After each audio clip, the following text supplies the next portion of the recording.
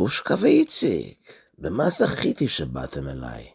אז ככה, כבוד הרב, מחרתיים יש לנו משחק מול הגוזלקטיקוס. הבנתי, באתם לקבל ברכה שתנצחו במשחק.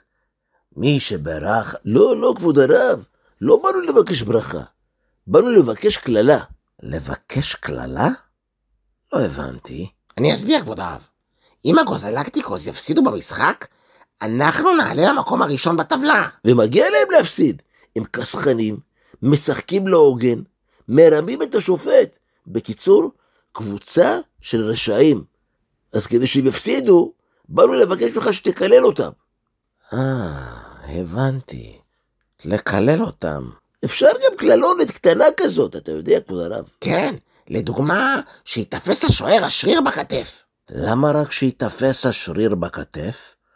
אולי שתישבר לו האגודל כשהוא מנסה לעצור את הכדור. אאוש. אבל זה כיוון טוב, כבוד הרב. אהבתי. כן, כבוד הרב. יש לך עוד כללות מעניינות? בטח. מה אתם אומרים על זה?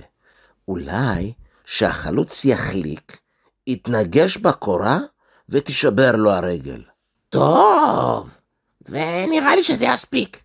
אז יש לנו אגודל שבורה לשוער, וחלוץ שיתנגש בקורה, סגור.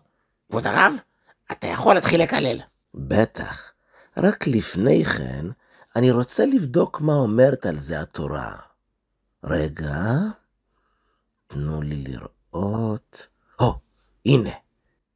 בפרשת השבוע, השם מספר לאברהם שהוא הולך להעניש את אנשי סדום. אתם יודעים מה אברהם עשה כשהוא שמע את זה? בטח הוא שמח שסוף סוף יעניש אותם, כי הם היו רעים. בטח הוא יצא בריקודים, ואחר כך חילק סוכריות לילדים בשכונה. בדיוק ההפך. קודם חילק סוכריות ואחר כך יצא בריקודים? ממש לא. כך התורה אומרת. ויגש אברהם, ויאמר, האף תספה צדיק עם רשע? אברהם התחנן בפני השם. אולי בכל זאת, יש שם אנשים טובים. אולי אפשר להציל אותם. הוא התפלל אפילו על הרשעים. אבל למה? הם היו רשעים. כי אברהם לימד אותנו שבמקום לרצות שיענישו מישהו, צריך להתפלל שישתנה לטובה. זו המידה של אברהם, לחפש את הטוב בכל אחד ולהתפלל עליו. אופס, נראה לי שקצת הגזמנו, כבוד הרב. הכל בסדר. בשביל זה חשוב ללמוד תורה. הכל לא בסדר, כבוד הרב. איציק שם נורא והיום, איום ונורא.